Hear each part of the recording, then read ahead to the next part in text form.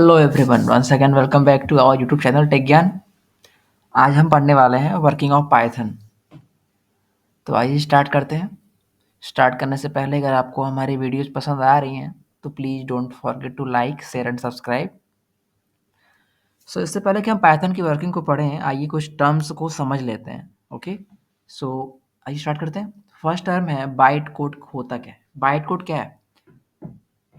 तो byte code is a code which represents the fixed set of instruction। मतलब byte code basically code ही है जो कुछ instructions को कवर अप किए होता है। इंस्ट्रक्शंस वो हो सकते हैं एरिथमेटिकल कुछ कॉन्सेप्ट्स हों, लॉजिकल हों या मेमोरी संबंधित हो।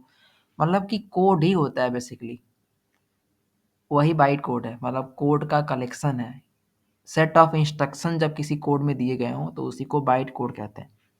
पाइथन में इसे पाइथन डेवलपर्स द्वारा बनाया जाता है और यहाँ पे लिखा गया है कि it represents all the types of operations like arithmetic, logical and memory data. मतलब कि byte code is code which contains set of instructions like arithmetic, logical और मेमोरी रिलेटेड। ओके, एक बात और ध्यान दे लें कि बाइट कोड को बाइट कोड क्यों कहा जाता है।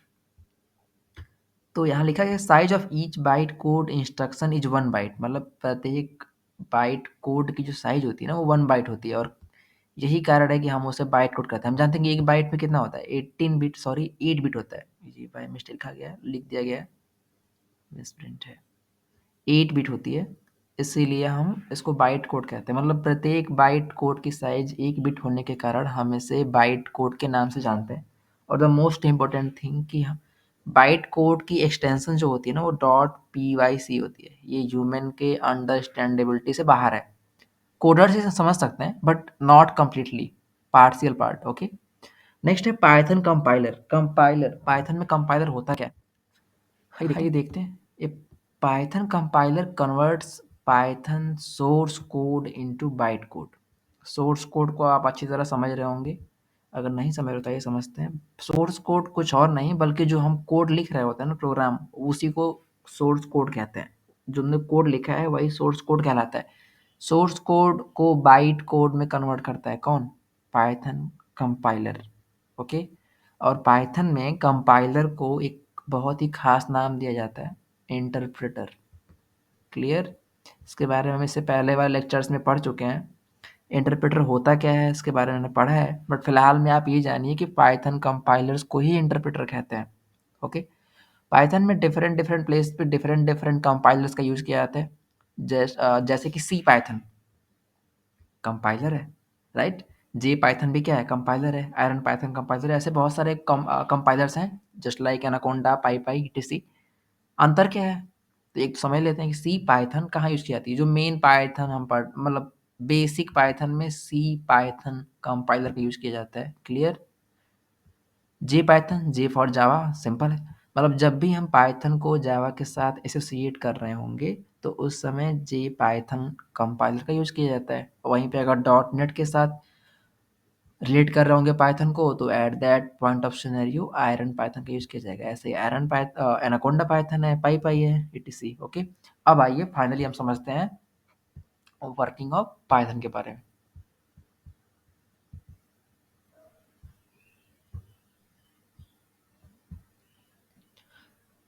तो पहला स्टेप है कि हम सोर्स कोड लिखेंगे, राइट? ये तो क्लियर है। सबसे फर्स्ट स्टेप होगा ही कि हम सोर्स कोड लिखें।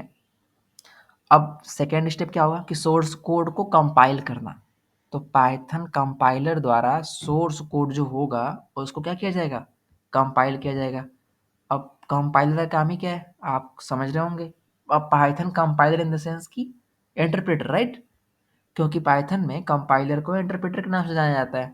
तो क्या कर रहा होगा वो? सोर्स कोड को किस में कन्वर्ट कर रहा होगा? बाइट कोड में। हमने अभी थोड़ा सा पहले देखा कि जो कंपाइलर होगा पाइथन में उसका काम ही यही है कि वो प्रोग्राम जो सेट ऑफ कोड है उसको कन्वर्ट करेगा किस में? बाइट कोड में। एक बार इसको स्ट्रक्चरल देख लेते हैं। लेट्स सपोज हमें सोर्स कोड है, फाइल का नाम Tech Gyan dot P Y है। P Y in the sense कि पाइथन की जो फाइल बना के जिसमें कोड लिखना होता है ना उसकी एक्सटेंशन डॉट पी वाई होती है। आप इसे याद रखिएगा, इसके बारे में आगे हम चर्चा करेंगे फिर भी।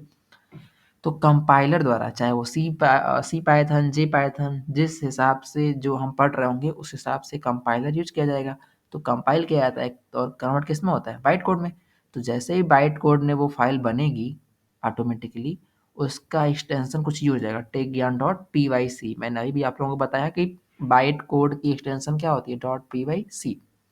अब एक इश्यू ये है कि हमने प्रीवियस वीडियोज में देख रखा है, उसका लिंक मैं डिस्क्रिप्शन में दे दूंगा, कि कंप्यूटर जो होता है, हमारी जो मशीन है, वो ओनली अंडरस्टैंड मशीन लैंग्वेज, यानी वो केवल बाइनरी कोड को ही समझती है। बाइनरी कोड अर्थात 0 और 1, राइट। तो आप खुद सोचिए कि ठीक है, कंपाइलर है कि उसने क्या किया, सोर्स कोड को कन्वर्ट किया किसमें, बाइट कोड में, ओके, नो प्रॉब्लम। बट क्या बाइट कोड को मशीन समझ पाएगी, हमारा लैपटॉप समझ पाएगा? बिल्कुल नहीं। तो कुछ तो होना चाहिए ना जो बाइट कोड को कन्वर्ट कर रहा हो मशीन कोड में। तो अब इस पॉइंट ऑफ सिनेरियो पे आता है PVM. PVM in the sense Python virtual machine. अब ये क्या होता है इसके बारे में समझते हैं।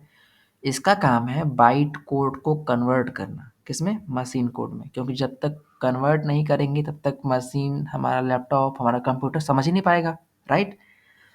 तो अब जो यहाँ पे ये बाइट कोड जनरेट हुआ, इसको कन्वर्ट किया गया किसमें, मशीन कोड या फिर बाइनरी कोड, एक ही है।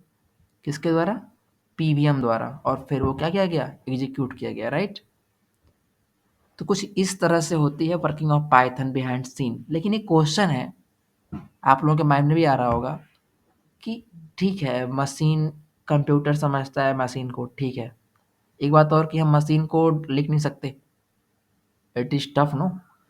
तो ठीक है, सोर्स कोड को हम बाइनरी कोड में कन्वर्ट करते हैं, फिर बाइनरी कोड से मशीन कोड में। तो क्यों ना सीधे सोर्स कोड से ही मशीन कोड में कन्वर्ट कर दें, क्या झमेला लगाएं हम बाइट कोड का, राइट। तो यहाँ पे बाइट कोड में कन्वर्ट करने से इसका इन द सेंस मीनिंग ये होता है कि ये सिक्योरिटी फीचर्स जो होता है थोड़ा सा उसको इंक्रीज कर देता है। क्योंकि वो जो लैंग्वेज से इनकोड होके जा रहा होगा, सिक्योरिटी बढ़ाएगा इन द सेंस कि कोड को कोई रॉ तरीके से या फिर इलीगल तरीके से वहाँ से ले ना ले, हैक ना कर ले, इन सब चीज़ों से प्रोटेक्ट करता है। ओके, उम्मीद करता हूँ आप लोगों को वीडियो समझ में आई होगी, कॉन्सेप्ट समझ में आए होंगे। अगर आपको कोई भी डाउट हो तो आप हमसे ज़रूर कॉन्टेक्ट कर सकते हैं, और आप हमारी वेबसाइट पे ज़रूर जाके हमसे मिल सकते हैं। और या फिर हमसे अगर आप जो आपकी क्वेरी डालेंगे तो हम जल्द से जल्द आपसे उसको रिजॉल्व करने का प्रयास करेंगे। ओके, सो मिलते हैं नेक्स्ट वीडियो में। Till then thank you and take care.